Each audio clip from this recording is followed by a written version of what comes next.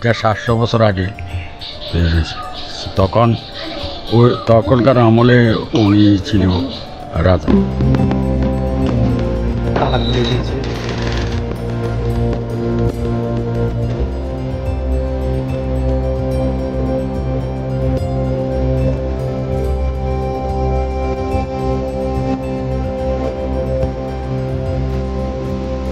শুনছি প্রায় 200 বছর আগের এটা নাকি নির্মাণ করছে।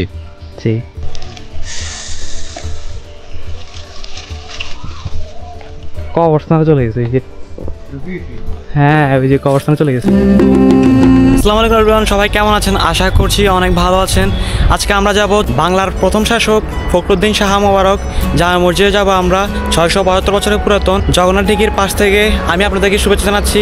আমি সাবির, চলেন ভিডিও শুরু করা যাক।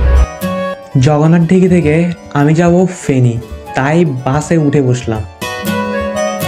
কিছুক্ষণ পর বাস ছেড়ে যায় ফেনীর উদ্দেশ্যে।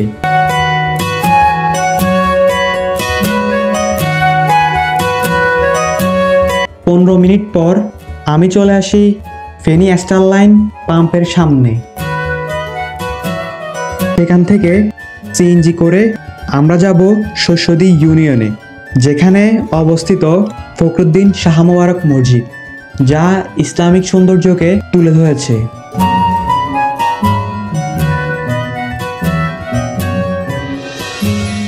উনিশশো 95 সালে 11 মে প্রত্নতান্ত্রিক নিদর্শন হিসাবে তালিকাভুক্ত হয়েছিল এই মসজিদটি।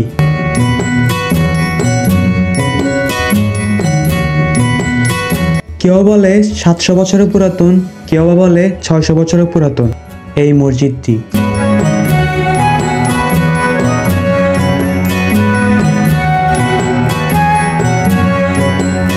আমি আছি এখন শস্যদী রেল স্টেশনে।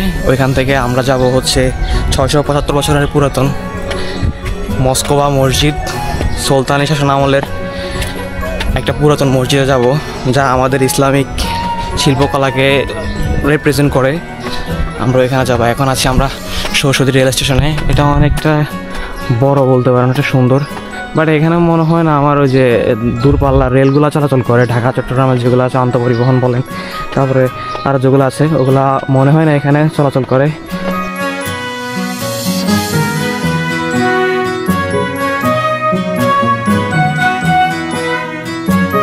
ওয়াও, কি সুন্দর একটা ভিউ দেখেন। এটাই হচ্ছে সেই নিচেরটা হচ্ছে শস্যদী রেল স্টেশনের যে রেল কাউন্টার, ওইটা। এটা হচ্ছে ওভারব্রিজ। ওভারব্রিজটি কি সুন্দর করছে, এটা জোস, এক কথা বলতে গেলে জোস।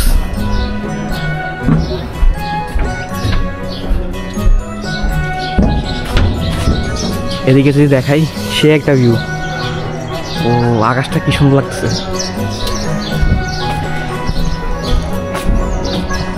আমি এখন আছি 675 বছরের পুরাতন বাংলার স্বাধীন নবাব ফখরুদ্দিন শাহ জামে মসজিদের সামনে। এটা হচ্ছে মসজিদের সামনে একটা মাজার, অনেক পুরাতন একটা মাজার। আর এখানে মসজিদের সামনে কিছু কবর দেওয়া আছে, এগুলো হয়তো অনেক পুরাতন কবর হবে। এটাই হচ্ছে সেই ফখরুদ্দিন শাহ জামে মসজিদ, 675 বছর আগের এই মসজিদটি। ঢুকতে দেখা যাচ্ছে বিভিন্ন কারুকাজগুলো, যদি উপরে দেখাই, ওই যে এটা হচ্ছে উপরের কারুকাজগুলো অনেক বছরের পুরাতন। এটা হচ্ছে দরজা, এটা হচ্ছে মূল দরজার ফটক, এখান দিয়ে হচ্ছে তারা ভিতরে প্রবেশ করে আর কি। যে উপরে যদি দেখে,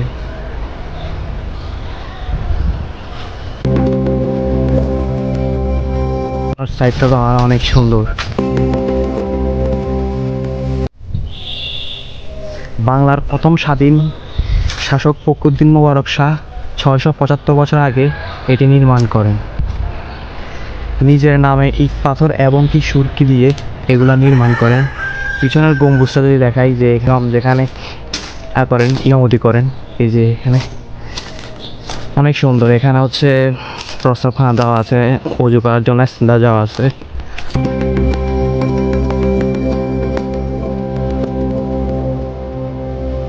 অনেক নান্দনিক সৌন্দর্যের বিস্ময়কর মুসলিম দের জন্য একটা সুন্দর একটা স্থাপনা রেখে গেছেন ফখরুদ্দিন মোবারক শাহ।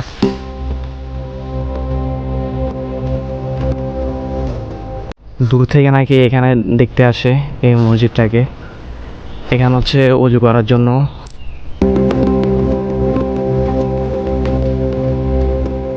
প্রবেশ করবো। বিসমিল্লাহ। 6 গম্বুজ বিশিষ্ট একটা মসজিদ, যদি দেখে উপরে 6টি গম্বুজ। হচ্ছে ইমাম নামাজ পড়ায়। ইসলামিক সৌন্দর্যের আবির্ভাব আসলে এখানে। ওই যে এখানে কিছু কারুকাজ করা আছে পাতার, ডান পাশ, আর এটা হচ্ছে বাম পাশ। অনেক সুন্দর একটা মসজিদ। এই যে এই জায়গাটা আসলে ভেঙে গেছে, যদি দেখাই ভেঙে গেছে। এগুলাকে যদি আসলে সংস্কার করা যেত তাহলে অনেকটাই এগুলো রক্ষা পেত। আমরাও ইসলামিক সৌন্দর্য সম্পর্কে, অনেক পুরাতন সৌন্দর্য সম্পর্কে আমরা জানতে পারতাম। লেখা আছে বাংলার প্রথম স্বাধীন মুসলিম সুলতানদের প্রতিষ্ঠায় ফখরুদ্দিন মোবারক 1338 থেকে 1339 ঐতিহাসিক নগরী সোনারগাঁও রাজধানী করে এই সাম্রাজ্য তিনি গড়ে তুলেছেন। ক্ষমতা থাকাকালীন এই শাসন বাংলাকে গড়ে তুলেছেন সমৃদ্ধশালী জনপদ হিসাবে। এখানে কিছু কারুকাজ করা হয়েছে।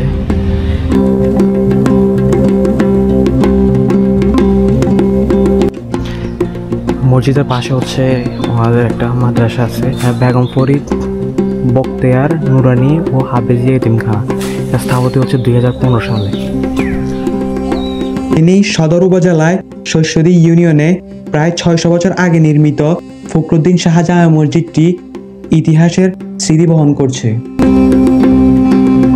বাংলার প্রথম স্বাধীন মুসলিম শাসক ফখরুদ্দিন শাহ মোবারক প্রায় 673 বছর আগে নিজের নামে ইট পাথর এবং সুরকি দিয়ে 6 গম্বুজ বিশিষ্ট এই নান্দনিক মসজিদটি নির্মাণ করেন। সুলতানি স্থাপত্যরীতি সুন্দর এই কাঠামোতে শত শত বছর ধরে ধর্মপ্রাণ মুসলমানরা নামাজ আদায় করে আসছে। মুরব্বীদের মুখে শুনছি প্রায় 200 বছর আগের এটা নাকি নির্মাণ করছে।